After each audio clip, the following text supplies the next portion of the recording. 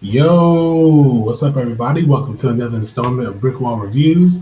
I'm Dave, and right here next to me is Sam. Okay. Energy high. Yeah. And we are here tonight to review the fourth, no, not the fourth, the fifth episode of Loki. Yeah. Yes, we are on episode five. We one episode left to go on coming up Yes. this coming Wednesday. Yes, this has been a What? six episode series. That was a waste. Oh, if you've seen our previous reviews on Loki, you understand that, as she just said, we thought that for the most I'm part, this thinking was a that colossal more. waste. I'm thinking more episodes went by, and uh, Yeah, there's only been that's four of it. these so far. Well, five so far. And that's it. Yeah, Wow. yeah, we've hit the fifth episode, and Mhm. it being the penultimate episode, we finally got somewhere. We're finally doing something, and the reason we split this up into two is because honestly, this has been the best episode since the Mhm. first. Just the first Episode. episode, maybe the Since the second. first episode. Since the first episode, this Okay, has cut been it the out. best. I kind of like the second episode. Since the first episode. So since the first episode, this has been the best episode since that. Um, and so we're here to talk about So it. yeah, in this episode we learned a lot. Yep. Like, damn. Yeah, a lot. We learned a lot. We saw some new Loki variants. We got a little bit of a hint as to where the storyline is going with TBA, and we got a nice setup for the next episode. Which, at this point, come on, like let's stick a You might as well landing. go out with a bang. Let's Yeah. go out with a bang for this one. Come on, don't let us down for this last one. Because we came here to talk about one good episode and a bad one. You know what? If this episode was the last episode, I'd have been satisfied with it. Which says a lot. Even though I'm interested in knowing, what happens, Mhm. but just because, of how sucky the other episodes were. Yeah, there was definitely a mid season slump in a six episode series, and it really just watch all the reviews on it. And while you're watching all the reviews on that, make sure you subscribe to our channel and check out all our other videos. Sam recently did her review on the Seven Deadly Sins season 5, Dragon Judgment. It was finally here. Finally. And make sure you guys check that out because that was an awesome review. That was an awesome season from what I saw. So make sure you check that out to hear her thoughts on our BrickWall anime session. Also follow us on all forms of social media, Facebook, Instagram, Twitter. Okay, that's only three of them. But come on, follow us on social media. All right, so getting into this episode. I liked it. If you see the thumbnail, you see we're talking about Alligator Loki, who was a big standout, and we'll get to him in a minute. So this episode pretty much, of course, as they all do, pick up from where the ending of the last one was, where Loki wakes up in the void. I'm going to call it the void. I think they even called it the void in the episode. Wakes up there, and he sees the other Loki variants. This has been the most fun, like we said, watching this series since the first episode, of course, because we get to see these different Lokis, we get different backstories on them. See Kid different Loki, powers. yeah, see the different powers, That see how was strong good, yeah. like a Loki can be. How different, but yet how similar they all are. Oh, and how similar they are. It was a scene in here. We'll get to that in a minute. That was hilarious in terms of wow, Loki would definitely do that, and all Lokis are the same. So here we primarily get Kid Loki, whose backstory is how he ended up in the void. He killed Thor. We have old Loki, who escaped, who pretty much faked his death to Thanos by making a replica, which is an Infinity War theory that a lot of people had that Loki didn't really die. Well, this is what we would have gotten if Loki didn't die. He creates a copy of himself that's so realistic, it fools everyone, and he just floats out in space until he gets bored and just takes a step off of the planet he was on, and then that's when he gets pruned. We have boastful Loki, who is also a big black bald guy, which is very funny to me, just because he was still just so arrogant. His story allegedly is that he killed Iron Man, killed Captain America, and took all six of the Infinity Stones and was ruined everything. And everyone's like, oh, that's bullshit. So, and then you have Alligator Loki, whose story is that he ate the wrong cat. He ate the neighbor's cat, and that's what got him pruned. So all these Lokis, they're here in this wasteland, and Kid Loki has his own kingdom. He rules over that, and that's where these Lokis are primarily going. So jumping right into all this Loki madness, because I can't not talk about it. There's even the portion where we get a President Loki, so to speak, who finds the other Lokis because boastful Loki ratted out all the other Lokis because he was promised power. He gets backstabbed by that Loki. He said, "Oh, I'm not going to give you power. Come on, what'd you expect?" And then he gets turned on by another Loki on his team who's like, "No, I've been this for power. This is what I want, and I'm going to stab you in the back." Then there is a massive Loki fight, which makes sense. It was pretty funny. What did you think about the massive Loki fight there? Where all the Lokis just, I want the power. I want the power. I mean, we saw that coming. Yeah. Mm-hmm. So it was fun to watch. Just seeing how the different Lokis use their powers, all the different variants of Lokis was pretty fun to see. Especially that President Loki. Like that was a really maniacal Loki that we got in the beginning of the series. We got early on in the MCU, but I think he was even more evil than the OG Loki. I think. He seemed more sinister. I mean, he really didn't do that much. Like it wasn't like a really big portion on him. No, but his presence was like, wow, I want this guy to keep coming back. But he got his arm bit off by alligator Loki, so that's not the impression I got of him. No, I did. I thought it was more sinister. What was your impression of him? My impression was you should have known better. Right, like what did you expect, President Loki? Right? Yeah, like, damn, you had no backup. Right. Alligator Loki, like I said, was a standout in this episode. I think probably for the same reason Groot's a standout in the Guardians, and Baby Yoda has been a standout. It's the most obscure thing that you can think of. Everyone comments on it like, that's a Loki, like the alligator's a Loki. Which is funny because I think it's a reference to a comic storyline where Loki turned Thor into a frog, and which is referenced in this episode as well. You see a Easter egg of Mjolnir, which is Thor's hammer. You see the Thanos copter in the background. So there's a lot of Easter eggs in this episode too. Getting on to the main plot, back at the TVA, Sylvie is interrogating I forget her name. Google and Bathara. It was called by the actress name. She's interrogating her, trying to get answers, and immediately I knew she was lying. I'm like, come on, she's lying. Yeah. Like, she's not being honest about anything. You had Miss Minutes in there, the little clock, the little cartoon clock in there, pulling up information, everything. So it was like a real obvious betrayal. So it was, that was the obvious part of the episode. Yeah. But it still played out better than the other ones. I actually thought that she was gonna kill the guard. At one point, I was like, but when I was thinking about it, I was like, oh no, she's not, because that's the closest thing to understanding and whatever for right now for her. So yeah. And when she was interrogating the guard that was with Sylvie in the last episode, that kind of got the reveal for herself. I'm thinking like, wow, like what else do you want her to tell you? Like she's telling you everything that you already know. Like what drives Sylvie? She wants to take down the TVA because y'all fucked with her life. Like, and so that was interesting. What other parts of this episode stood out to you? Oh, the fact that the other TVA guy came back. I was like, oh, so he's not dead. Oh yeah, Owen Wilson's character. Yeah. Right? Mm-hmm. Yeah, I did. I like that he still survived, and was kind of still on the side of the Loki now. I don't want to say it's a good side, but on the side of the Loki now. Well, he's standing up for justice. Like you're not gonna, like I said, you're not gonna always be right or wrong. It's what you believe and what you stand up for. Mm-hmm. So I mean, sometimes it might be wrong, but right. If you feel it's doing good now, then. Mm-hmm.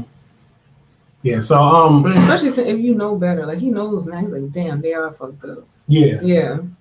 Yeah, so and they did have the conversation as well. This was this something I had to do because I believed that this was what was the right thing, and now I know it's not. So like you said, it's just now I have to right the wrongs that I've done. There was also a portion where in the void there's like a big cloud monster, that they're trying to get past and defeat. And it's kind of funny when the Lokis are talking to each other. They're like, "Oh, what are you gonna do? Go and try to kill it? Try to escape? Try to run? Come on!" We've all thought of that. We're Loki, like we're you. We survive. Like if it's one thing that this series is consistent in is saying what is the purpose of Loki? Like why is he around? If he can't rule anything, if he can't really die, what is his thing? And his thing is just surviving. It's not to take over anything. And I think the President Loki kind of put the exclamation mark on that, which is like, okay, yeah, I'll rule all these Lokis here, but everyone was just trying to, yeah, it's like I didn't really rule anything because everyone was just trying to survive and take over so that they can survive and defeat this big cloud monster, which this is the part I found weird about it, was that you can, and she can use her enchanting powers. Sylvie can use her enchanting powers on it. That was a little weird to me, but again, with this episode being such a joy to watch. I think that was weird. I was like, wow, so you can enchant a cloud? Well, technically, I don't think it was just like a cloud. I think it was like scent maybe, or even though it has like something guiding it, so that's what she did, not specific. The cloud is just the form of whatever. When you put it like that, I didn't think about it like that. Okay. So there's a castle beyond the cloud. So now who's in the castle is up in the air now. It could be Kang the Conqueror, which we all we all feel like it is. I've seen people say it could be Doctor Doom. Fantastic, I guess. No pun intended. So yeah, I mean, anything else about this episode stood out? It's such a big episode for, I don't know, just so far. It's just like the biggest episode since the first episode, in my opinion. It's the biggest. I don't know if I would say that. But as I said, this episode was definitely good. I think we touched on about everything.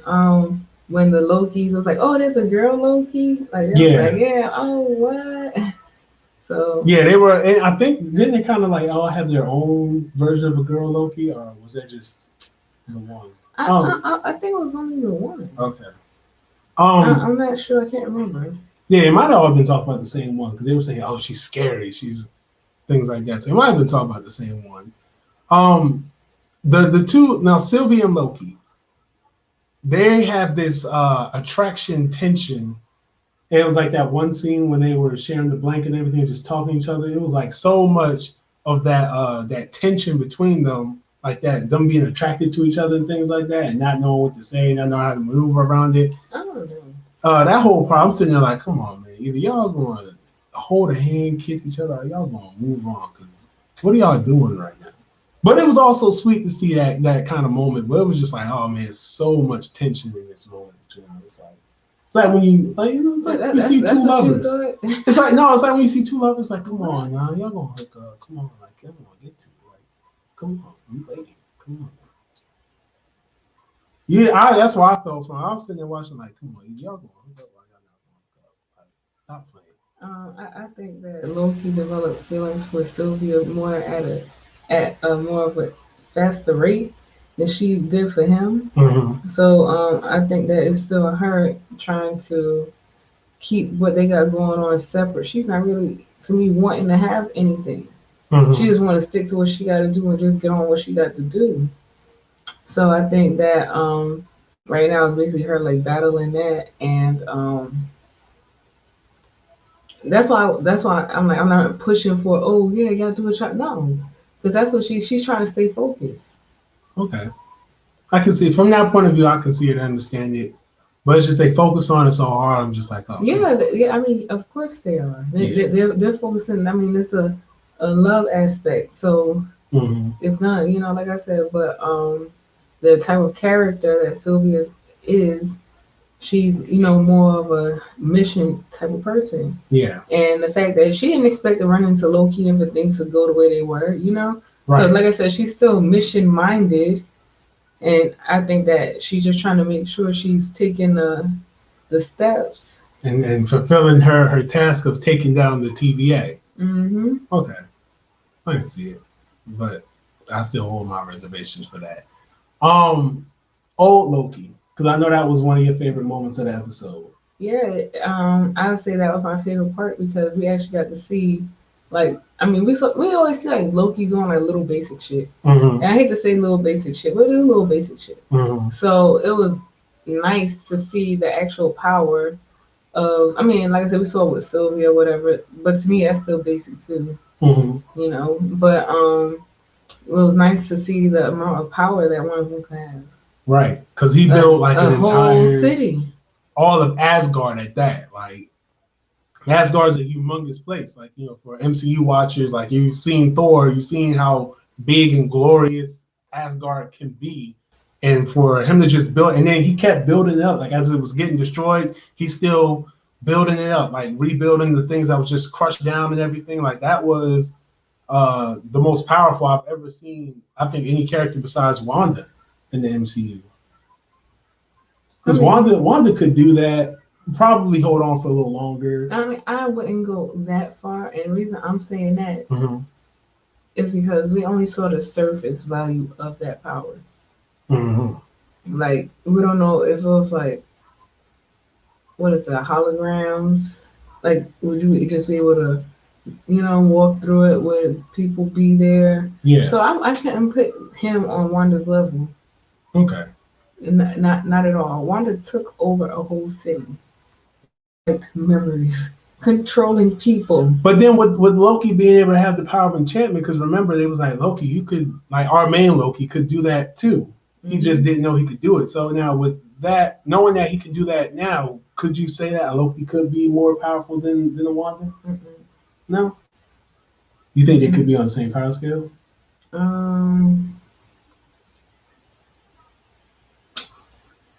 I would think that that's, like I said, still pushing it. So I'll just relate that back to um, Sylvie's enchantment. Mm-hmm. It's like she had like a whole bunch of people, Yeah. at the same time, enchanted and doing things. Right. And to your credit, it did take two. Uh,